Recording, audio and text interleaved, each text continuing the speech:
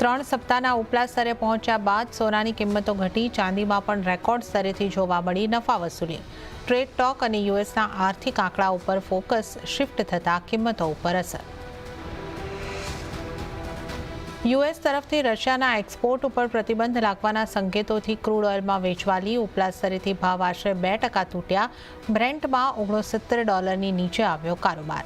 નાઇમેક્સ ક્રૂડમાં પણ વેચવાલી. તો base મેટલ્સના sentiment પણ બગડ્યા. વાતચીતથી ટેરિફમાં ઘટાડો થવાની આશંકાએ વૈશ્વિક બજારમાં કોપરની કિંમતો ઉપલા સ્તરેથી આશરે 1% જેટલી તૂટી.